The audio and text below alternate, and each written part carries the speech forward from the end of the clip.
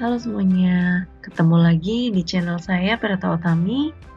Jadi di video kali ini, saya akan mengajak semuanya untuk lebih mempelajari atau memahami bagaimana sih cara melihat tren dengan menggunakan indikator. Jadi di video sebelumnya, saya sudah menjelaskan mengenai tren pergerakan harga. Jadi untuk sekarang kita akan bantu membaca tren ini dengan menggunakan alat analisis atau indikator untuk melihat tren itu seperti apa sih. Jadi ini yang akan kita pakai nanti sebagai patokan untuk bertransaksi. Oke, langkah awal yang harus kita mulai adalah kita klik toolbar navigator. Kalau memang sudah ada, silakan dipilih. Jadi di bagian indikator sini kita cari. Oke, ya di sidebar sini kita buka untuk tren. Jadi ada beberapa pilihan tren di sini yang umum dipakai. Yang pertama itu ada average directional movement, kemudian yang kedua ada Bollinger Band, kemudian ada envelope, ada Ichimoku Kinko-hyo, kemudian moving average, ada parabolic star, kemudian yang terakhir ada standard deviation. Tapi yang sekarang kita akan pelajari dua tren saja, yaitu tren Bollinger Band dan moving average. Oke, kita bisa mulai dari moving average dulu ya. Jadi kalian bisa double klik atau drag juga bisa. Di sini drag ke tengah, gitu ya. Nah, moving average itu adalah, ada yang tahu kira-kira? Jadi dalam istilah statistikanya itu disebut rata-rata bergerak, gitu ya. Jadi rata-rata bergerak itu apa sih? Kita masih belum terbayang juga. Jadi contoh simpelnya kita bikin metode rata-rata dari penjumlahan. Jadi 1 ditambah 2 ditambah 3 dibagi 3. Itu karena 3 ya komponennya. Kemudian 1 ditambah 2 ditambah 3 ditambah 4 ditambah 5 dibagi 5. Seperti itu. Jadi itu rumus untuk mencari rata-rata yang simple ya. Jadi tinggal dibagi dengan jumlahnya saja. Kita bisa lihat di sini ya metode-metodenya. Kemudian yang eksponensial gitu, yang biasa itu yang 1 kuadrat tambah 2 kuadrat tambah 3 kuadrat dibagi 3. Jadi ada kuadratnya. Kemudian 1 kuadrat ditambah 2 kuadrat ditambah 3 kuadrat ditambah 4 kuadrat dibagi 4 dan seterusnya. Nah, itu konsepnya, konsep rumusnya di sini. Tapi tidak usah khawatir, kita tidak akan menghitung manual seperti itu. Jadi sudah terhitung otomatis dan toolsnya juga sudah dibuatkan, gitu ya. Jadi dalam MA ini atau moving average ini, data yang dihitung adalah apa kira-kira? Jadi kalau misalkan tadi kita menjumlahkan angka, kira-kira dalam chart ini apakah yang akan dihitung? Oke, yang dihitung di dalam moving average di dalam Monex Trader ini adalah data harga, yang dimana sebelumnya kita sudah mempelajari bahwa di dalam candle itu terdapat 4 harga, gitu ya, yang open, close, high, dan low. Jadi jika ada 4 harga di dalam candle yang dihitung, nah sekarang kita tinggal pilih atau tentukan berapa candle yang mau kita hitung. Jadi tergantung banyak atau tidaknya candle yang ingin dihitung. Nah, misal kita ingin menggunakan eksponensial di sini. Oke. Periodenya kita pilih. Jadi ini sebenarnya defaultnya adalah 14. Nah, sekarang kita pakai atau gunakan 19. Jadi 19 ini default yang pada umumnya sering dipakai oleh trader dunia. Jadi sementara kita pakai dulu 19 ini. Nah, periode ini adalah menunjukkan berapa jumlah waktu atau data yang nanti kita akan gunakan. Jadi kalau dalam Euro USD, jadi Euro USD H1 ini, misalkan candle ini kita hitung 19, maka 19 harga ke belakang atau setiap 19 candle itu dihitung rata-ratanya. Jadi menghitung rata-rata dari 19 candle. 19 candle yang terbentuk dari 19 bentukan harga ya. Jadi itu pemahamannya. Nah, setelah itu kita bisa tentukan warnanya, kita mau warna apa. Defaultnya sebenarnya red. Sekarang sementara kita ganti ke lime green dulu. Jadi setelah pilih warna lime green, tinggal klik OK. Bahwa apa yang terbentuk? Jadi garis inilah yang muncul. Jadi garis ini yang terbentuk. Kemudian ya membentuk seperti tren yang sudah kita pelajari sebelumnya. Nah, inilah yang dinamakan garis indikator moving average. Jadi terlihat di sini trennya. Jadi trend up seperti ini, kemudian down, kemudian sideways, kemudian down, sideways lagi, kemudian up seperti itu. Jadi sudah langsung terwakili oleh garis ini secara otomatis. Itu ya, jadi tanpa kita perlu untuk membuat secara manual garis-garis lagi menggunakan trendline. Jadi sudah otomatis terbentuk. Jadi inilah indikator yang paling umum, jadi dilihat dari gambarnya. Gitu ya. Nah, seperti ini mungkin kita bisa pelajari. Jadi kita bisa lihat ya.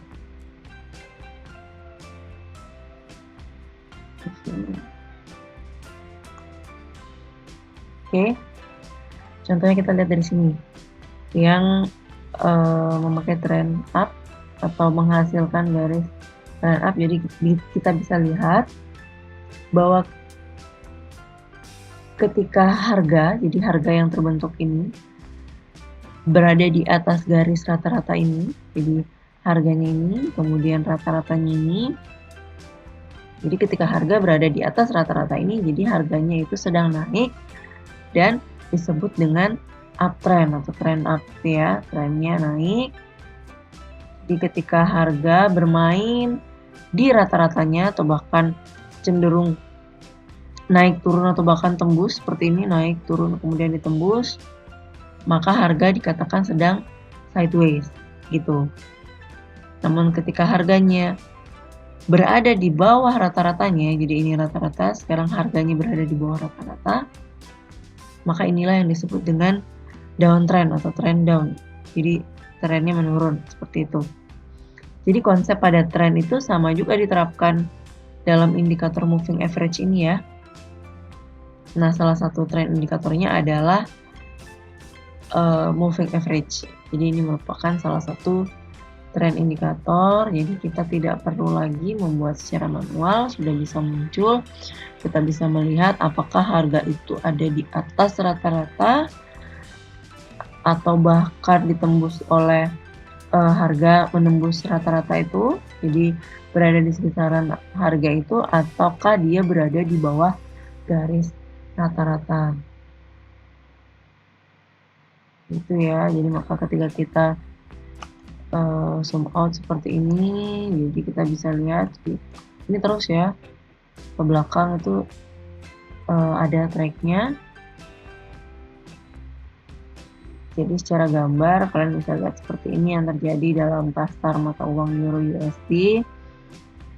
Jadi uptrend, kemudian sideways seperti ini, kemudian down gitu ya, down, kemudian up lagi, down, up, sideways, down, sideways, down, sideways, kemudian up lagi sampai ke puncak, kemudian down, dan seperti itu berkali-kali. Jadi membuat suatu model gitu ya, model garis moving average. Jadi secara gambar ini saja kita bisa lihat gitu ya, market itu bagaimana sih posisinya, apakah lagi up, lagi datar-datar aja gitu, apalagi memang tidak ada pergerakan ya, misalnya tidak signifikan pengaruhnya, apakah sedang down seperti itu. Jadi kita sekarang hanya lihat market saja ya. Ini market itu belum menentukan kapan seharusnya kita melakukan aksi buy atau aksi sell. Jadi hanya baru melihat marketnya saja dulu. Ini dia marketnya, kita bisa zoom-in lagi. Nah, sekarang semisal kita ingin lagi untuk menambahkan datanya. Jadi ketika tadi pakai data periodnya itu 19, sekarang kita akan coba menggunakan period 50 data gitu ya, 50. Tetap di eksponensial, kemudian warnanya saja yang kita rubah, jadi biar kelihatan ya garisnya perbedaannya. Mungkin bisa kita gunakan yang kuning, yellow ya, klik OK. Oke, jadi yang terbentuk adalah dua garis berbeda. Kenapa berbeda? Karena periode yang kita gunakan juga berbeda, jadi data yang untuk menghitung jelas hasilnya berbeda gitu ya. Nah, muncul garis baru di sini berarti ya. Oke, jadi kita bisa lihat garis kuning ini membentuk, maksudnya garis yang baru ini dibentuk oleh garis warna kuning ini, yellow. Jadi kita bisa lihat semakin besar nilai moving average-nya, dia akan menumpuk seperti ini ya, menumpuk seperti ini, jadi menumpuk. Oke, jadi ini dia di bawah dari garis hijau. Jadi dia numpuk, harganya ada di atas. Jadi ini yang terjadi adalah trend up gitu ya. Jadi ini adalah ciri-ciri dari trend up gitu ya, karena kuningnya tertumpuk tapi dia berada di bawah garis hijau dan harganya berada di kedua garis ini. Jadi harganya berada di atas rata-rata ini. Nah, jika kita lihat ada garis yang berseberangan ini ya, inilah ciri-ciri dari harga itu berkonsolidasi. Jadi untuk dia naik ke atas, kita akan pelajari. Jadi dari sini kelihatan garisnya berkonsolidasi. Jadi ini kemungkinan adalah harganya akan naik terus ke atas. Seperti itu bisa kita lihat. Jadi persinggungan atau garis yellow dan green atau kuning dan hijau ini yang berseberangan seperti ini, itu adalah merupakan ciri-ciri dari konsolidasi harga. Jadi akan terjadi perubahan, dia naik ke atas. Tapi ketika hijaunya ada di bawah, kemudian kuningnya bersinggungan tapi kuningnya letaknya di atas, dia akan membuat ini turun, jadi trend down atau harganya akan turun ke bawah. Nah, jadi ketika kita mau memprediksi harga ini akan kemana, jadi bisa kita gunakan ini. Jadi kalau kita sudah tahu harganya akan kemana, kayak tadi misalkan harganya sudah mau naik ke atas gitu karena terjadi persinggungan konsolidasi ini, maka kita bisa siap-siap akan mengambil posisi apa gitu ya, apakah akan menjual atau sell ataukah akan membeli atau buy seperti itu. Jadi itu maksudnya ya dari garis ini, itu adalah basic dari tren yang menggunakan moving average. Itu sebagian besar mengenai moving average. Oke, setelah moving average kita akan berpindah ke tren Bollinger Band gitu ya. Berbicara mengenai tren atau indikator Bollinger Band ini sendiri, jadi Bollinger Band adalah merupakan sebuah indikator yang diciptakan oleh John Bollinger, yaitu seorang technician trader di tahun 1980. Jadi nantinya akan terbentuk line yang dimana harganya bergerak di antara dua band. Band itu pita, kita akan lihat nanti setelah mengeksekusi garisnya gitu ya. Jadi indikator ini sebenarnya sangat populer gitu ya, digunakan dalam perdagangan di berbagai jenis pasar finansial dan termasuk pasar forex. Kita langsung saja eksekusi. Jadi kita klik di sini di Bollinger Band. Sebenarnya di mana juga bisa di toolbar ini juga bisa ya. Kalau kalian mau coba di sini, oke, sama aja karena ini kebetulan saya sudah buka. Jadi Bollinger Band, kita gunakan Bollinger Band yang defaultnya saja ya, jadi tidak perlu dirubah lagi. Jadi tetap periodnya 20, shiftnya 0, kemudian deviation-nya 2. Kemudian stylenya saya gunakan warna yellow. Kenapa? Karena di chart saya sudah gunakan warna merah dan hijau jadi agar lebih jelas nanti terlihatnya. Oke, kita atur dan ketika sudah selesai di setting langsung klik OK saja. Oke, jadi seperti inilah tampilan yang akan tampak atau akan muncul ketika Bollinger Band-nya sudah aktif, ya. Jadi sebenarnya pada intinya sama dengan moving average tadi, bahwa yang di tengah ini adalah merupakan line simple moving average, gitu. Hanya saja ada dua pita yang menemani, ada dua band, jadi upper band, kemudian lower band, dan yang di tengah-tengah yang menyerupai simple moving average ini adalah dinamakan middle band, gitu ya. Jadi harga ini nanti akan berada di dalam sebuah Bollinger Band, gitu. Indikator Bollinger Band ini sebenarnya sudah cukup terkenal dan sering digunakan. Jadi merupakan salah satu indikator teknikal untuk mengukur volatilitas dan menentukan arah tren pergerakan harga. Nah, bisa dilihat nanti kondisinya apakah marketnya itu sedang ramai atau sepi atau stagnan, gitu ya, apakah terjadi overbought, jadi posisi overbought seperti ini, overbought, atau ada kecenderungan untuk membeli, jadi pembelinya dominan sampai di satu titik tertentu dia jenuh, overbought, jadi untuk membeli, jadi bisa jadi dia membentuk sideways atau perubahan harga turun, jadi melewati lagi garis middle band-nya, itu ya, seperti tadi sama di moving average itu, atau bisa juga malah menjadi oversold kebalikannya, jadi sudah capek, sudah jenuh untuk turun terus, gitu ya, harganya, jadi di satu titik dia berhenti, dan sudah menembus batas di sini, dia naik untuk membentuk lagi harga yang baru, jadi tren yang baru. Jadi setelah trend down, kemudian ketemu titik di sini, dia naik lagi untuk membuat uptrend seperti itu ya. Jadi seperti yang sudah saya katakan tadi, Bollinger Band ini adalah terdiri dari 3 garis yang melintang, gitu. Upper band, kemudian middle band, kemudian lower band, gitu. Jadi ini dia yang perlu kita perhatikan, sebenarnya sama.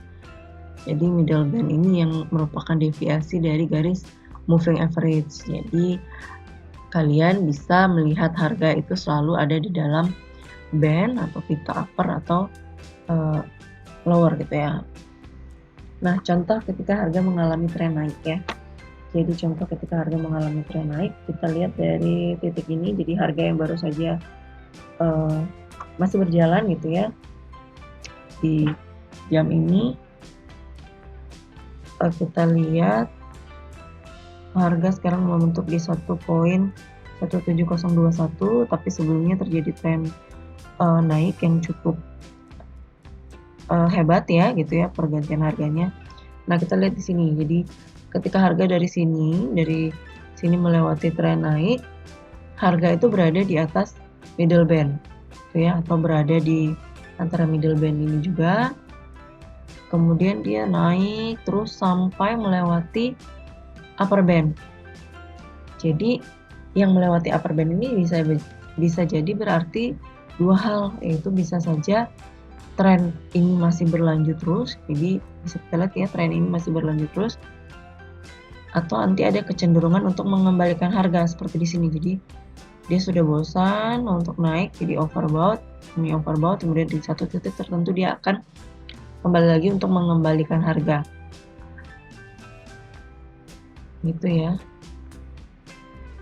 Tapi jika harganya masih ada di atas middle band, contohnya masih di sini ya, masih di sini, ini menandakan bahwa potensi untuk tren naik itu masih ada. Jadi harga itu bisa jadi akan bergerak naik lebih tinggi, atau bisa jadi dia akan melewati, tapi selama dia masih ada di atas middle band, jadi masih ada kemungkinan untuk harga itu bergerak naik lebih tinggi dari harga sebelumnya. Contoh di sini, jadi sudah terlihat harganya naik, jadi di poin ini sebelumnya Di poin ini harga ada di 1.16975, tapi dia ada kesempatan atau ada kemungkinan untuk naik lagi, dan memang sudah di poin ini harganya di 1.17013 gitu ya. Jadi kalau sebenarnya diperhatikan, tren Bollinger Band ini membentuk sebuah pola garis. Kalau bisa kalian perhatikan, jadi pola garis yang dibentuk itu adalah pola garis seperti ini, jadi yang melebar, menyempit atau mengembang, menguncup, kemudian mengembang, begitu terus ya, mengembang, menguncup. Kita lihat ya, kita bisa lihat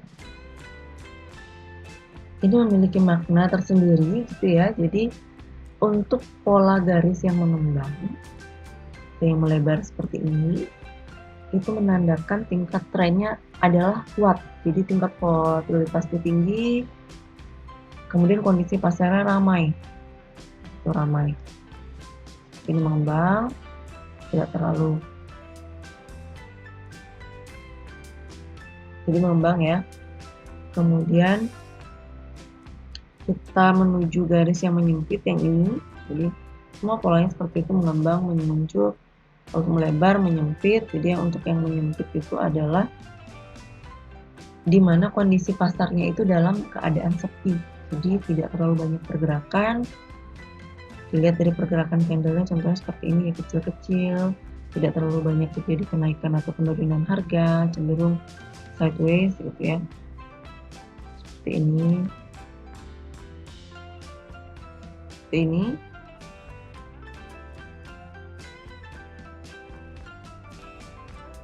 Oke, seperti ini, naik terus kemudian turun, naik.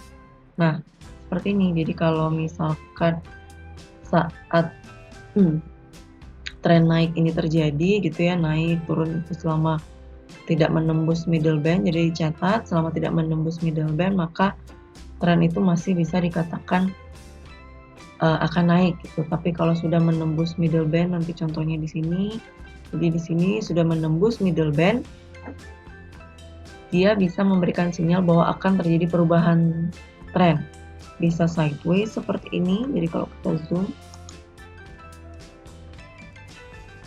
kita zoom, ini bentuknya adalah sideways gitu ya. Setelah sideways bisa jadi trend down, langsung turun seperti ini.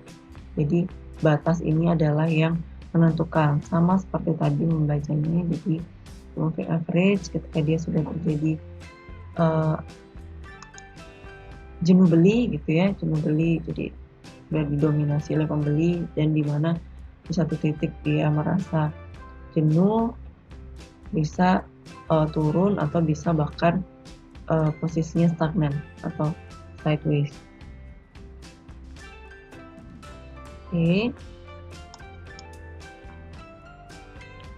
Nah jadi pada saat kalian melihat bahwa tren naik itu akan segera berakhir, jadi kita bisa lihat di sini, tren naik itu segera berakhir, dia harganya akan melewati dari middle band. Jadi seperti ini.